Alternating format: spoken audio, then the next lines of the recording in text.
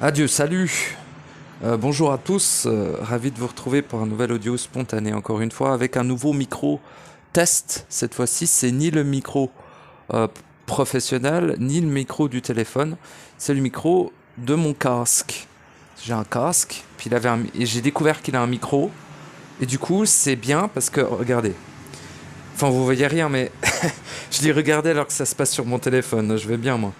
En gros, je peux switcher comme ça. Je peux mettre de la musique. Et la magie de la technologie archaïque fait que, eh bien, je puis continuer à parler, n'est-ce pas, tout en entendant de la musique dans mes oreilles. Et vous, normalement, vous ne devriez pas l'entendre si je baisse le volume un peu. Voilà, vous devrez entendre que le son de ma voix et moi, j'entends de la musique en même temps dans les oreilles. Et ça, c'est bien. Parce que les casques, l'avantage du casque audio, c'est que ça te coupe vraiment du monde autour. Alors quand tu te balades dans la rue, c'est dangereux, vraiment. Mais par contre, quand tu es chez toi, c'est absolument merveilleux, hein. Tu prends un bon petit casque bien rembourré, là. Ça se porte tout seul. J'oublie des fois que je l'ai sur la tête, hein, pour vous dire. Bon, on n'est pas là pour parler de technologie archaïque, vouée à ne jamais dépasser le seuil actuel, qui est avant... Ah merde, bah voilà, j'ai reperdu le terme. Bah, je vais y arriver, moi. J'appelle ça la syntonie, mais c'est pas la syntonie. C'est le terme que j'avais donné, là. Je l'oublie tout le temps. Bon, ben, je sais plus. Syntonie. Bon, bah, je sais plus. Moi, j'appelle ça la syntonie. Démerdez-vous avec ce mot. Syntonie, c'est quand, pour moi, quand une technologie arrive à son point culminant et va passer à quelque chose de quantique. Là, pour moi, la syntonie, singularité, voilà, ils appellent ça la singularité, les scientifiques humains, sera, d'après les estimations, atteint en 2032. Voilà, le début en tout cas. Mais le truc avec la singularité, c'est que dès que tu l'atteins, tous les précédents lignes de comparaison technologique deviennent invalables. C'est-à-dire que, genre, t'avais un 8 cœurs, bah, si t'arrives à la syntonie, je viens d'oublier le mot, donc j'utilise syntonie. Si tu arrives au point de syntonie technologique, on n'est pas là pour parler de ça, mais vite fait, eh bien, tout simplement, par exemple, là, tu as 8 cœurs dans ton PC, ou tu as 15 cœurs, ou tu as, par exemple, 8 gigas de RAM, ou tu as 10 gigas pour stocker, ou 100 gigas, ou 1 Tera, tu vois. Ben, quand tu arrives à la singularité, à la syntonie, eh bien, c'est multiplié par 10 000 instantanément, au grand minimum, tu vois. C'est-à-dire que du jour au lendemain, ton frigo, il te parle. Et ton frigo, il peut aussi projeter un film sur ton mur. Et ton frigo, il peut aussi te dire si t'as des mails. Et ton frigo, tu peux jouer à un jeu vidéo sur ton putain de frigo. Et ça, il y a tout le monde qui a un frigo comme ça. Pourquoi ? Parce que la syntonie donne accès à une technologie incommensurable à la totalité des êtres constituant la civilisation. Pourquoi ? Parce que tu peux pas retenir ça. À partir du moment où l'ordinateur quantique est créé, c'est impossible à retenir. Surtout dans une civilisation capitaliste. Il y a forcément quelqu'un qui voudra en faire un profit. Il y a forcément quelqu'un qui va en fabriquer de manière illégale, etc., etc. Et au fil du temps, les États, entre guillemets, parce que les États sont complètement fantoches, hein. Sur Terre, évidemment, c'est pas eux qui gèrent, mais les États seront obligés de lâcher la technologie. Cependant, ça peut prendre beaucoup de temps. Et il y a une forte probabilité qu'ils soient déjà en possession de cette technologie-là, de par les contacts exogènes avec les maîtres de l'humanité. Les gestionnaires, quoi, les archontes, les Anunnaki, tout un tas de formes aliens, même des esprits invisibles, des démons, même des fantômes, un peu de tout, des sorciers, des hybrides. Il y a vraiment de tout, hein. Il y a vraiment de tout, de tout, de tout, de tout. En fait, vous savez, tous les trucs dans les histoires, ça s'est déjà passé. Tous les trucs dans les films, la plupart du temps, ça s'est déjà passé. Ou ça va se produire, ou c'est en train de se produire. Vu que passé et futur se déroulent au même instant de manière systémique, on peut considérer que ça se déroule en simultané, encore une fois. Donc ça, c'est vraiment... J'ai pas beaucoup insisté dessus sur mes audios, mais cette vision, ce vécu, ce positionnement, cet état d'être simultané débloque énormément de choses dans votre capacité à appréhender les événements instantanés que vous vivez. On s'en fout un petit peu d'appréhender ce qui va se passer dehors. On s'en branle un petit peu de où va donner ce que va donner la technologie ou cette civilisation. Ça, on s'en fout. C'est de la curiosité, ça peut être utile si tu rebondis par rapport à cette observation sur quelque chose que tu peux utiliser en toi.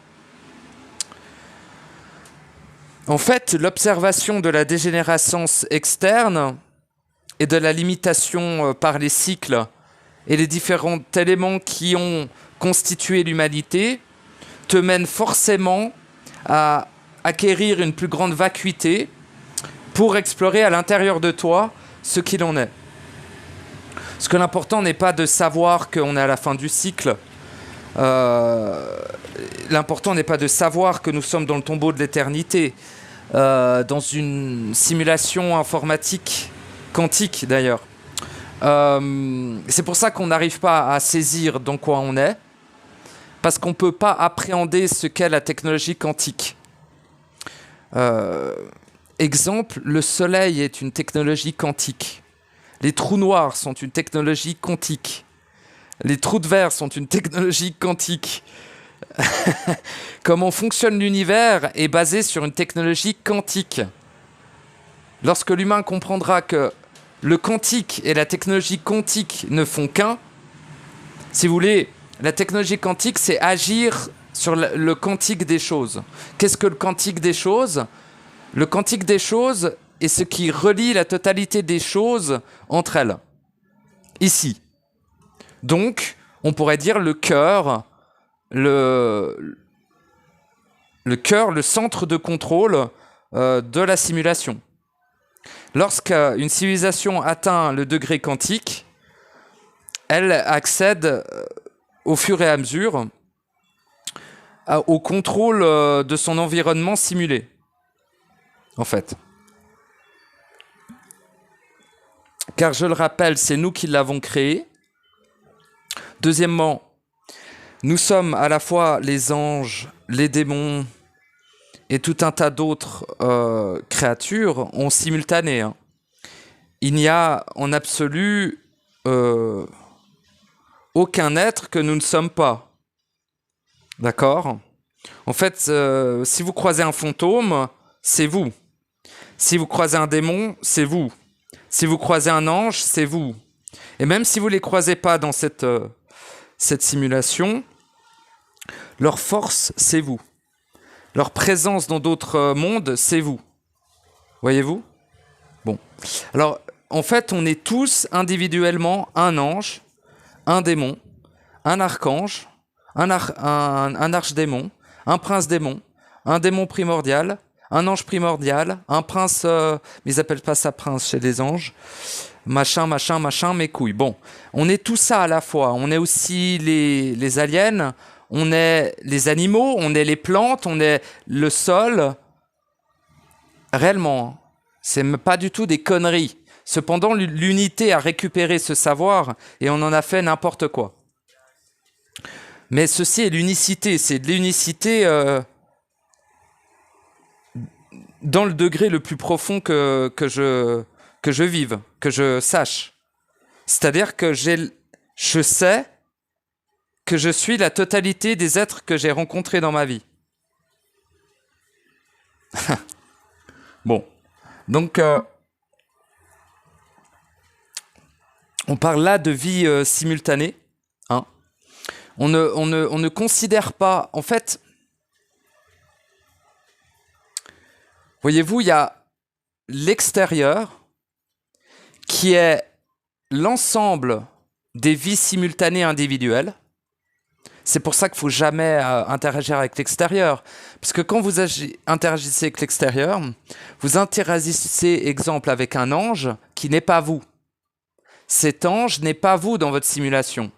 Cet ange est vous parce que vous êtes la totalité des êtres. Mais au niveau individuel, il n'est pas vous. Ce qui fait qu'il est un ensemble collectif d'êtres qui se sont perdus et qui n'incarnent plus ou qui incarnent uniquement individuellement un ange. Par exemple, si un être se transforme en ange, cela va engendrer un égrégore de cet ange. Cet égrégore de cet ange, s'il est nourri par des humains, ces humains seront reliés à cet égrégore, comme des serviteurs, si vous voulez. Et voilà, d'anges, de démons, ça fonctionne pareil avec tout, hein, finalement. Il n'y a aucun être bienveillant, il n'y a pas d'amour, il n'y a pas de vie, ici, hein. Il n'y a aucun être négatif non plus, hein. C'est du bullshit, ils travaillent tous pour la corruption, la totalité travaille pour l'inverse de la neutralité, de l'inverse de l'éternité, de l'inverse de l'infini, de l'inverse de la liberté, de l'inverse de tous les principes. La totalité sont soumis au Nibelungen, aux gestionnaires des gestionnaires. On peut considérer que nos gestionnaires sont les Anunnaki. Je le rappelle, voilà, on s'en fout un peu, mais je le rappelle. Et ils sont aussi eux qui ont été chargés de constituer nos corps dégénérés, qui peuvent devenir des corps diamantés, mais ça dépend surtout de nos actions internes. Et pour l'instant, force de constater que nos corps... c'est pas parce que ton corps est en forme qu'il n'est pas dégénéré, hein. J'espère qu'on me comprend bien. C'est une question de vibration, c'est une question de possibilité du corps, c'est une question de capacité à recevoir l'être éternel. C'est en ça qu'il est dégénéré. Notre corps est totalement inadapté à recevoir notre être. C'est quand même fou. Bon. Donc, c'est pour ça que le corps doit muter, le corps doit être amené dans le réel avec soi. Pourquoi ? Parce que comme ça, le corps devient réel, redevient d'une certaine manière éternel, même s'il a une vie définie dans la simulation, évidemment. Parce que n'oublions pas que le corps qui nous constitue, bien que organique, bien qu'étant le produit de manipulation génétique, enfin c'est au-delà de la manipulation. En gros, les mecs, vas-y, je reparle un petit coup de ça, moi j'aime bien ces temps. On s'en fout, on va pas faire une fixette de 15 audios dessus, mais... J'en ai peut-être parlé 3 ou 4 fois sur 200 audios, donc ça reste... On ne peut pas considérer que c'est un sujet majeur, donc je me permets. Mais moi, ça me passionne au plus haut point, sachez-le. Dans le sens où ça... Oui, ça me passionne. Après, si j'oublie tout, j'en ai rien à branler non plus, hein. Donc c'est un peu spécial. Je vais dire que ça passionne mon code et... C'est tout. Mais mon code est passionné parce que lui, il veut savoir d'où il vient, il veut, tu vois. Le code a... Putain, bref. Le corps a une conscience propre, sachez-le, hein. Bref. Mais on ne peut pas vraiment l'appeler conscience, donc j'aimerais pas perdre les gens en parlant de conscience, mais j'arrive pas à trouver un autre mot. On pourrait dire que le corps a une volonté propre. Ce serait plus juste. Et la volonté du corps est de... Bah, à la base, c'est s'anéantir, mais lorsque tu fais le processus, le corps sent qu'il a une possibilité d'être autre chose. Et le corps étant programmé pour évoluer, il prend ça pour une évolution. Alors qu'en fait, c'est briser toute évolution et toute involution. Et ça, souvent, le corps, il bade. Il prend très très cher. Cependant, si le corps survit, ce qui est absolument miraculeux, rendez-vous compte que le processus est normalement mortel, hein, sachez-le. D'accord, bon.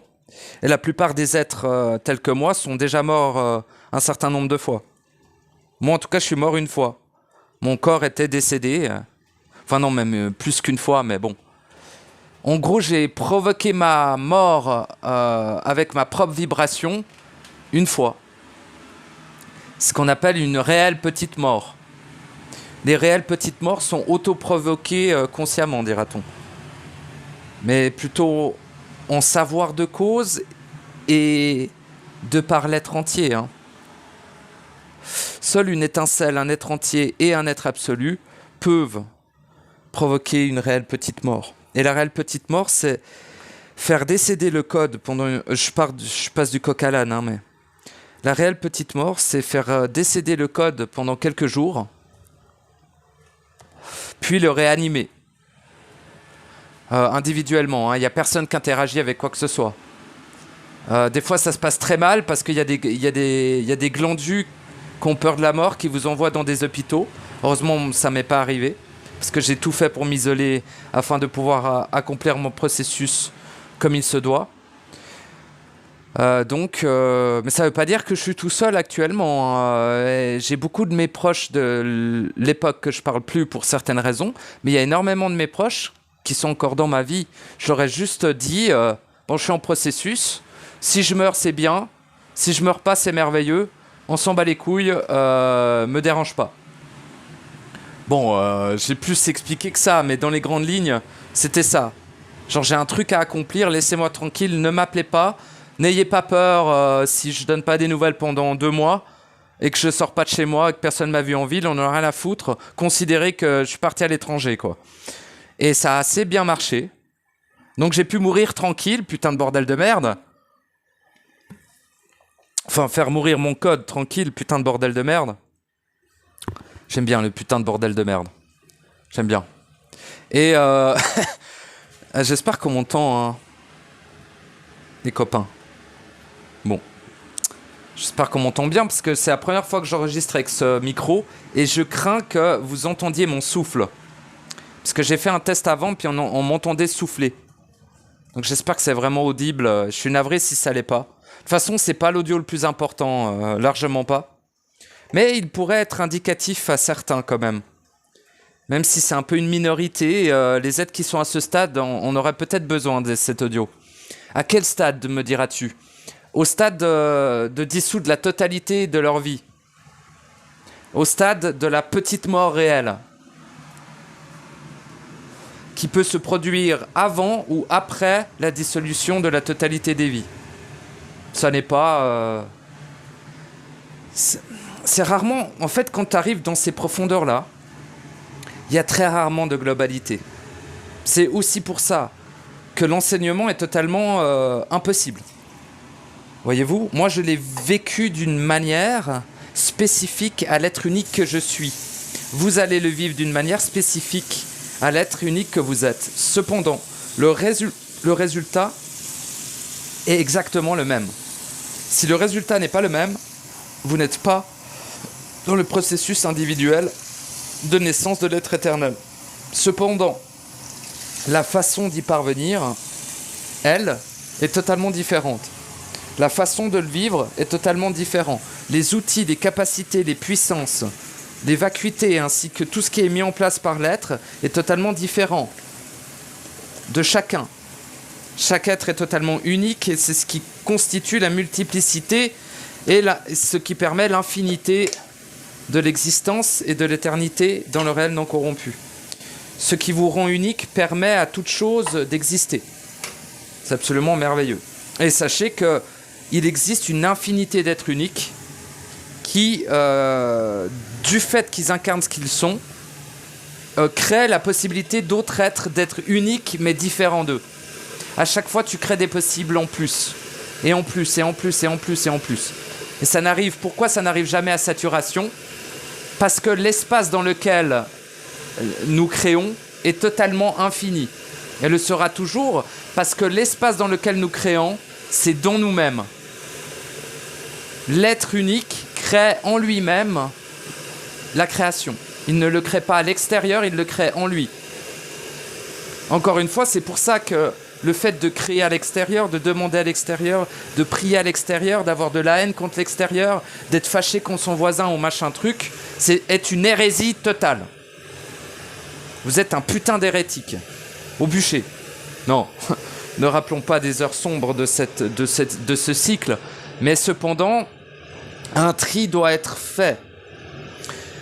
Et le tri sera fait probablement lors de cette fin de cycle par le moyen de boyaux, comme je vous l'ai expliqué, des boyaux existentiels qui sont au nombre de 8, ou de 9, ou de 7. Ça peut varier, mais en tout cas, ce qui se profile, c'est 8.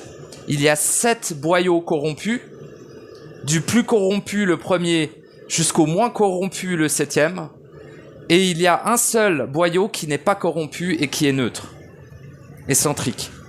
C'est le 8e boyau. On pourrait considérer que c'est le 9e, parce que le 8e contient le 9e, en fait. Et le 9e boyau, c'est la fin de la boucle. Au niveau numérologique aussi, c'est aussi un peu basé là-dessus. Parce qu'il faut savoir que la matrice est une machine, elle est donc basée sur la symbolique et la numérologie. Ce sont les deux piliers de la matrice, évidemment. Donc bref. Voilà, tout ça pour dire que le boyau 1 sera constitué principalement, non pas des êtres négatifs, comme vous pourriez le croire, non pas des êtres positifs non plus, mais plutôt des êtres extrêmement déconnectés et légumisés. Vous voyez, les gens qui... Je sais pas ce qu'ils font, ces pauvres créatures, mais des fois j'en croise et ils me font peur, et moi j'ai peur de ces êtres-là, c'est bizarre. Enfin, ils me font peur parce que je me dis, mais en fait, eux, ils peuvent te grailler le foie sans s'en rendre compte. Ces êtres-là pourraient t'arracher la carotide avec les dents sans qu'ils s'en rendent compte. Et après, ils te demandent s'il fait beau dehors, tu vois, pendant qu'ils t'ont arraché la carotide. Moi, c'est ce qui me font ressentir, ces êtres du premier boyau. Donc en fait, c'est les êtres qui sont tellement déconnectés d'eux-mêmes que certains les appellent les hologrammes, les portails organiques, machin truc. Mais bon, ils sont très loin du compte. Mais voilà, mais c'est pas grave. Et puis ceux-là, ils peuvent changer d'une seconde à l'autre et machin truc. Mais voilà ce qu'il en est en tout cas du boyau 1. Voilà ce qui en sera probablement, hein, parce que les boyaux ne sont pas encore mis en place. Mais les boyaux seront mis en place, très probablement. En tout cas, la probabilité de leur mise en place est bientôt quasiment de 80%, quoi. Donc c'est assez élevé, hein. Je crois que la dernière fois que j'en ai parlé, c'était de 60, si je ne m'abuse. Donc là, on est plus à 80, hein. En plus, j'en ai pas parlé il y a si longtemps que ça, donc ça va vraiment vite. Mais bon, pour atteindre le 99%, parce que je vous rappelle que ici rien n'est à 100%, il va falloir encore beaucoup de temps, hein, quand même. Enfin, beaucoup de temps. Si on a un mois, on est passé de 60 à 80, bon. J'annonce 2 mois. J'annonce, il faudra décembre et janvier. 1er février, il y a une possibilité que les boyaux soient mis en place. Voilà. Progressivement, évidemment, c'est-à-dire qu'au début, vous allez encore interagir avec les 8 boyaux en même temps. C'est-à-dire que les 8 boyaux seront présents. Voyez-vous ? Jusqu'à se séparer par la suite. Mais au début, pendant une très longue période, hein, réellement, les 8 boyaux seront présents en simultané. Cependant, l'événementiel, tout ce que vivent les êtres seront séparés par rapport aux boyaux. Donc genre un être de premier boyau n'en sortira pas.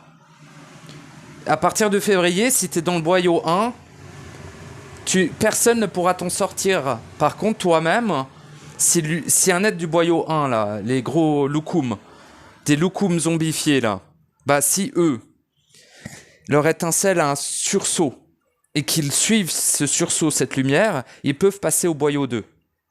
Voyez ? Puis du boyau 2 au boyau 3, boyau 4, boyau 5. Je sais, c'est chiant parce qu'ils l'ont mis en hiérarchie.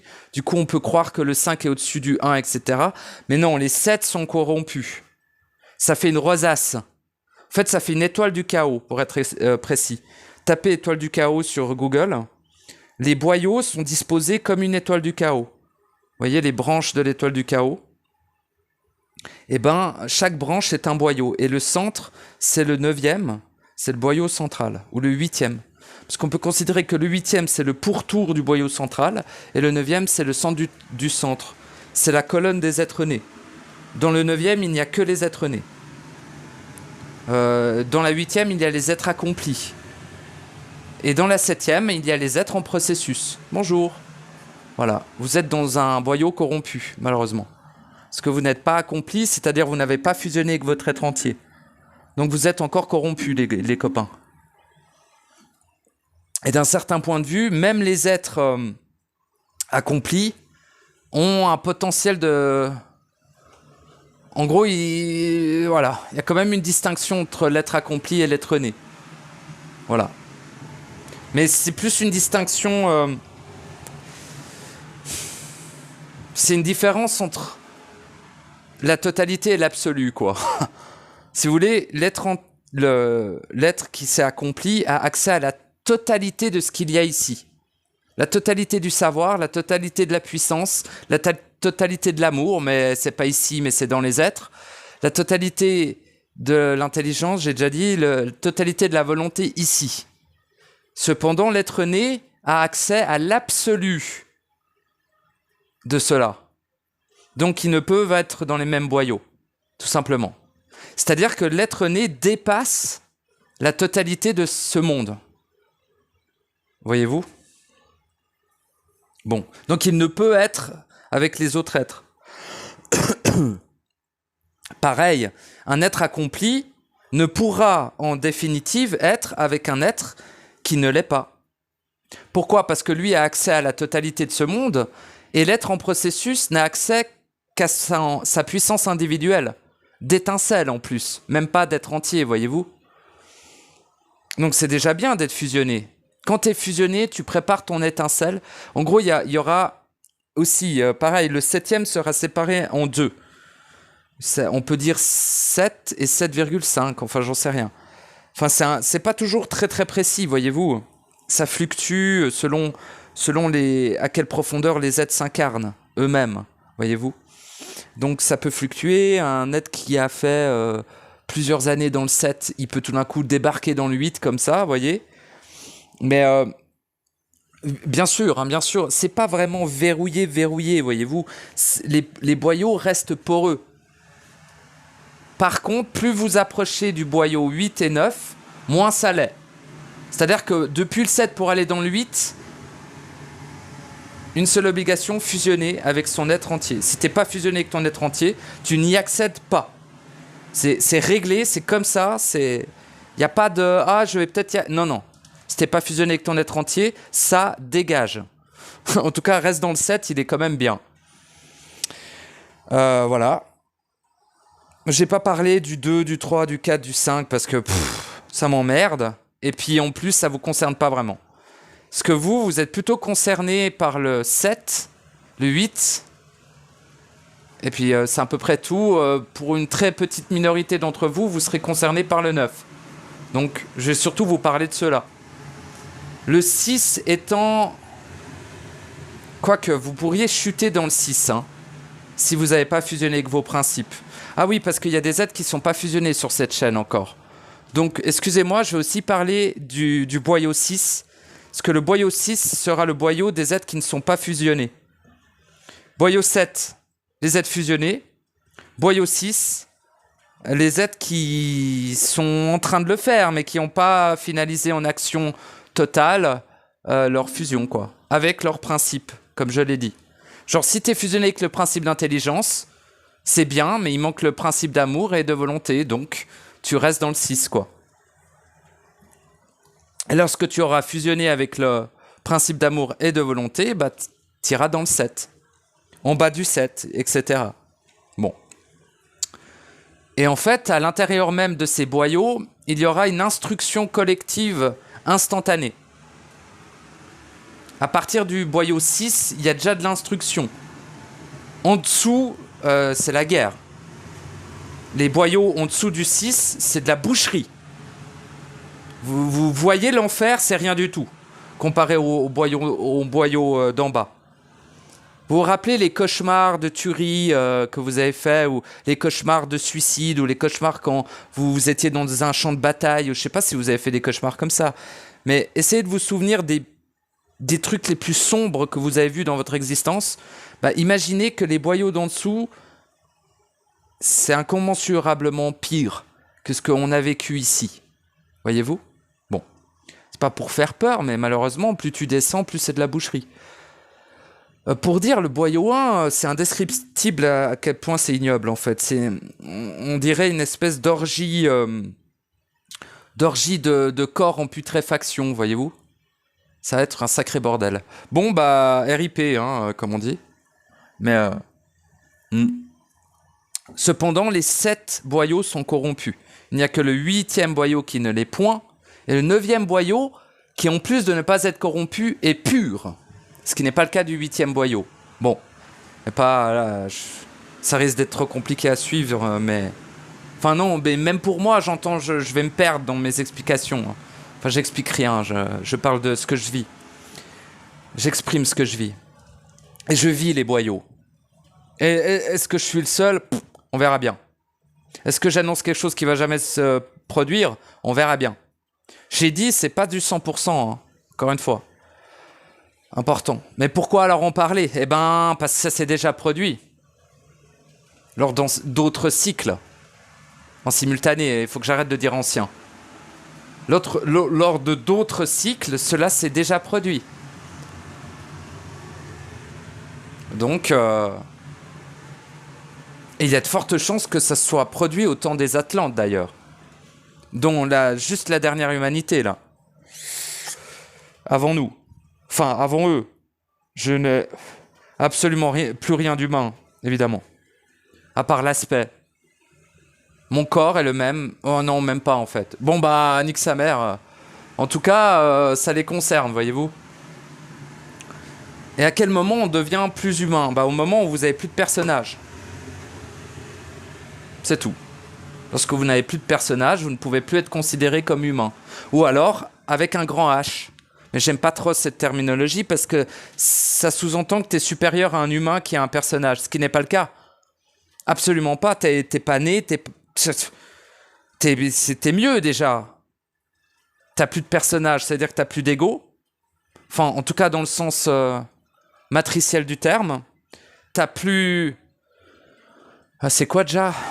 T'as plus d'âme, voilà, ça j'ai oublié. Donc t'as plus de mémoire, ce qui est une libération titanesque. Et c'est quoi après, putain? Ah oui, la conscience, putain de merde. Et tu n'as plus de conscience. Donc c'est absolument merveilleux, parce que tu cesses de vouloir évoluer. Tu cesses de recevoir des pensées.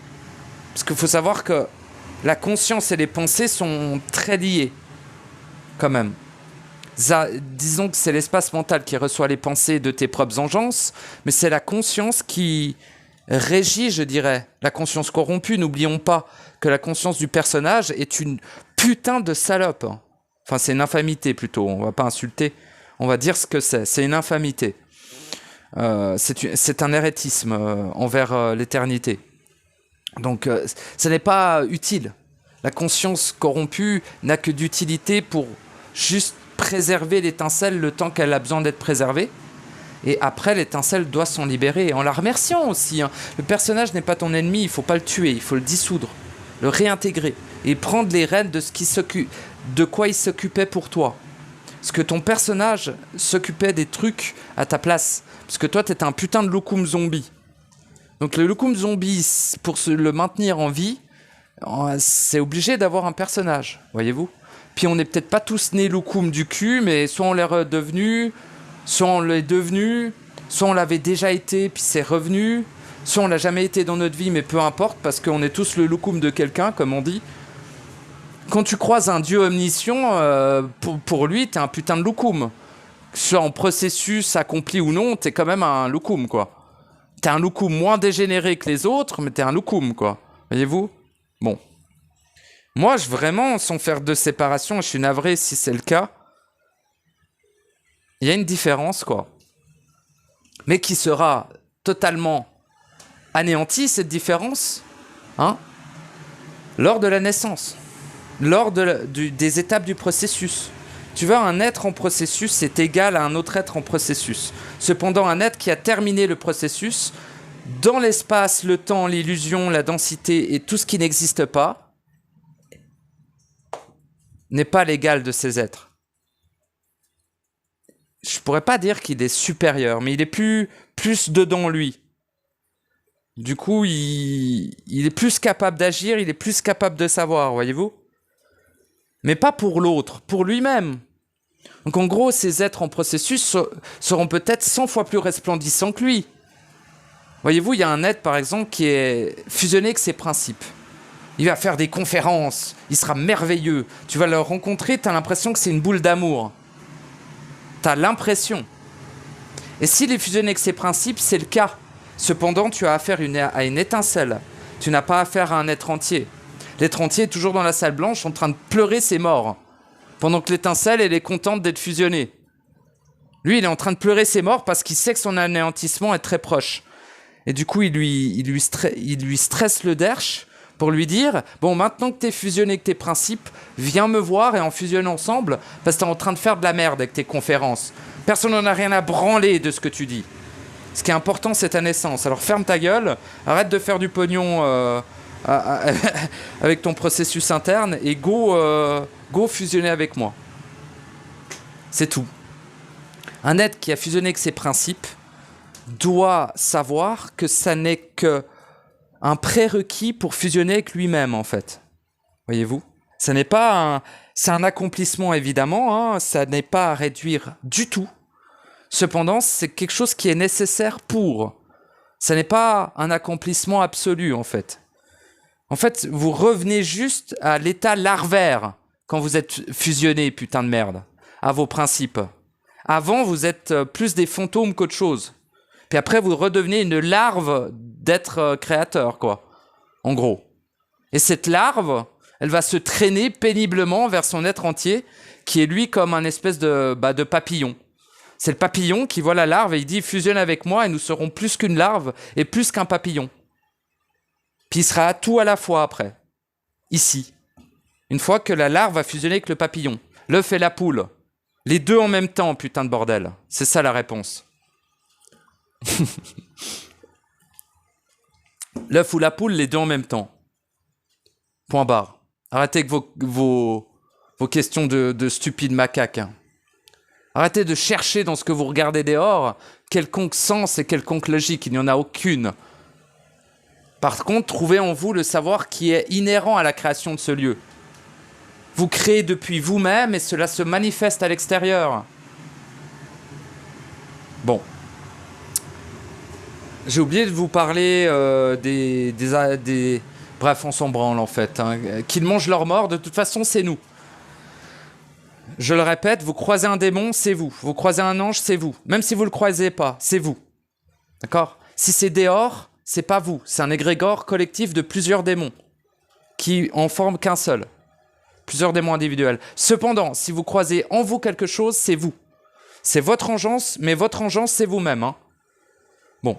Donc vous êtes en simultané un ange, un démon, une créature astrale, un alien, un ou plusieurs, hein, moi je dis un, mais la multiplicité de l'instantanéité de votre existence n'est pas à écarter non plus.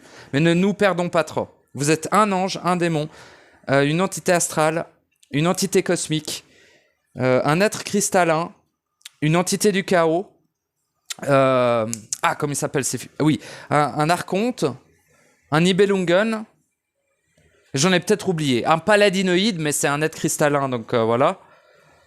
Un être de la nature, excusez-moi. Un putain de porc. Enfin, pardon, un animal. Une fleur. Enfin, une fleur, un truc, un végétal, un arbre, une fleur, une fougère. Le trou dans lequel je chie tous les matins quand je vais en forêt. Peu importe. En tout cas, pardon, c'était une petite boutade. Un caillou, si vous êtes un caillou. Genre, vous voyez, une améthyste ou une merde comme ça. Et... j'ai oublié des trucs. Ah oui, une planète. Une planète, évidemment. Vous êtes une planète. Vous êtes aussi une étoile. Et puis ça s'arrête là, ouais. J'en ai oublié. Excusez-moi si j'en ai oublié, j'en ai déjà parlé. Dans mes audios où je parle de la vie phagocyte, se libérer de ces vies phagocytes, je liste clairement le nombre de vies qu'il faut faire, qu'il faut dissoudre, pardon. Enfin, c'est-à-dire, qu'est-ce que l'on est surtout. Après, c'est à vous de prendre la décision. Définissez votre réel par vous-même et non pas par ce que je dis. Important. Parce que vous n'arriverez à rien si vous le définissez par rapport au mien. Par contre, si vous le créez en vous par rapport à vous-même et à votre propre vécu instantané, vous serez libéré de toute chose, forcément et obligatoirement, et de manière inaltérable et ineffaçable. Donc, ça vaut le coup, hein. C'est pas je recommence, c'est pas je régresse. N'imaginez pas votre puissance. Certes, quelque peu considéré comme endormi, mais n'empêche, tout ce qui est endormi peut se réveiller, hein. Vous le savez bien, vous étiez des espèces de... Bon. Ne parlons pas du passé, mes amis. Mais, ouais, c'était pas triste, hein. Moi aussi, j'étais un sac à foutre pour démons, hein. Moi aussi, j'étais un cuvée de chiottes de Satan, tu vois ce que je veux dire? Ou une poche à sperme pour ange. Peu importe, utilisez le terme que vous souhaitez. Moi aussi, j'ai été cela. Mais il y a quand même plusieurs millions d'années, quand même. Non, je déconne. Au début de cycle, il y a 13 000 ans. 13 643 ans. Ouais, je crois que c'est ça.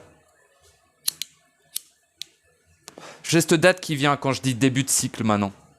Donc, que cette date soit, car cette date est Montréal. Car cette date définit quand moi, j'ai commencé le cycle. Est-ce qu'on commence tous en même temps? Pas forcément. Est-ce qu'on est tous venus au même instant? Tout à fait. Est-ce qu'on va tous repartir au même instant? Aucunement. La plupart d'entre nous ne repartiront jamais, hein. Si jamais. Genre le 99% ne naîtront jamais. En fait, il existe une infinité, il existe des centaines d'univers de différence entre un être accompli et né. Cependant, en soi, cela peut se faire très vite. Vraiment. Parce qu'une fois que tu es accompli, la naissance, elle est à côté de toi, hein, mon gars. À côté. Tu n'as plus besoin de bouger. Tu bouges plus, tu clignes des yeux, tu as ta naissance en face. C'est tout. Alors par contre, pour naître, c'est une autre histoire. C'est une autre histoire. Mais le différentiel est beaucoup plus important entre une étincelle et un être absolu. Parce que le différentiel entre l'être absolu et l'être entier est absolument titanesque. Cependant, l'être entier, étant redevenu entier en ayant fusionné avec son étincelle, eh bien lui, il a accès aux trois profondeurs des principes. Ce que n'a pas accès l'étincelle. L'étincelle n'a accès qu'aux premières profondeurs des principes, ce qui est titanesque. L'étincelle est un putain de dieu déjà, hein. Bon, pas trop créateur, très corrompu, un peu débile, mais ça va. Enfin, du point de vue de l'être absolu, excusez-moi, pas du tout débile. Beaucoup de vacuité, mais cependant seulement de manière individuelle, ce qui n'est pas le cas de l'être entier. Il a vraiment accès à tout le savoir des êtres entiers. C'est un truc de fou. Ah mais vraiment, l'étincelle, on peut dire qu'elle a accès à tous les savoirs des étincelles, mais pas tant que ça en réalité, pas tant que ça, hein. Pas tant que ça. Donc ouais, en gros, ne vous suffisez pas de ce que vous avez. Ce que je voulais passer de message par là, c'est ne vous suffisez pas de ce que vous avez. Exigez la totalité, car vous méritez l'ensemble de la totalité de ce qui existe. Mais ne dites pas ça à votre ego, sinon il va commencer à vouloir s'approprier des choses. Cela ne vous appartient pas, cela vous constitue. C'est très différent. Lorsque je m'asseye sur un banc, lorsque je m'asseye sur un arbre, eh bien, je sais qu'il me constitue. Il n'est pas ma propriété, il me constitue. Bon, un seul arbre au niveau individuel, mais si on considère que je suis un être absolu, hein, eh bien, il me constitue. Tout comme vous, tout comme la totalité de ce qui existe. Donc, voilà, si des gens ils croient que je suis fou, c'est bien pire que ça. C'est bien pire que ça. C'est malheureusement bien pire que ça. Enfin, pire, de leur point de vue. Moi, c'est merveilleux, tu vois. Je vis la chose extrêmement bien. Mais avec des mots, ça reste un peu pure folie et paradoxe, et ça m'embête. Un jour, je pourrais peut-être l'exprimer réellement, cette histoire-là, mais ouais.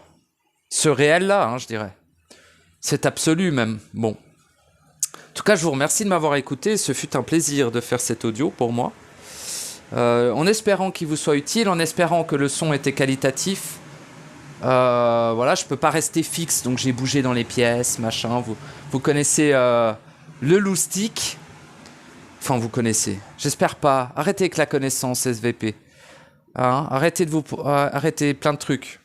Ça va vous faire beaucoup de bien. Vraiment. Bon. Voilà, je vous remercie de vos commentaires. Je vous remercie pour les poupous.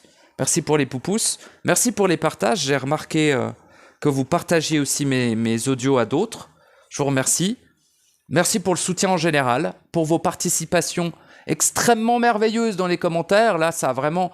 On a monté un niveau. Hein. Les aides qui s'expriment dans les commentaires actuellement. Alors, on a toujours été à niveau, hein, j'ai envie de dire. Mais alors là... Putain, vous voyez des commentaires comme ça sur les autres chaînes, vous? Franchement, pas du tout. On n'est pas en présence de n'importe quel être ici, ok? On n'est pas l'élite, hein, et on va pas déconner. Mais, cependant, dans les abonnés, dans les aides qui écrivent des commentaires, et même ceux qui sont silencieux, hein, parce que c'est souvent les plus silencieux qui sont le plus auto-incarné d'ailleurs. Enfin, ça dépend, parce que moi, j'arrête pas de causer. Donc, ça dépend de l'être unique aussi. Il y a des êtres uniques qui sont hyper loin à l'intérieur d'eux-mêmes, mais qui décident le silence. Parce qu'ils sont en mode, fermez vos gueules, vous allez tous crever, de toute façon, vous êtes des merdes, je vais pas vous parler, vous voyez. Ou alors, ils sont branle de l'autre parce qu'ils savent que l'autre, c'est eux-mêmes. Donc, ils vont pas interférer avec l'autre, etc. Vous voyez, il y a plein de raisons de rester dans le silence. Mais pour moi, il y a aussi énormément de raisons de s'exprimer. Moi, j'ai plutôt décidé d'être dans le silence en moi-même. Je suis constamment dans le silence en moi. Cependant, à l'extérieur, je m'exprime. J'ai trouvé mon équilibre là-dedans. Trouvez le vôtre.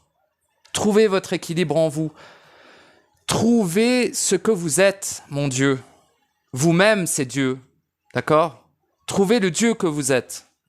Avant qu'il soit anéanti par ce que vous n'êtes pas, justement. Mais malheureusement, ce que vous êtes devenu. Des gros bisous, merci beaucoup.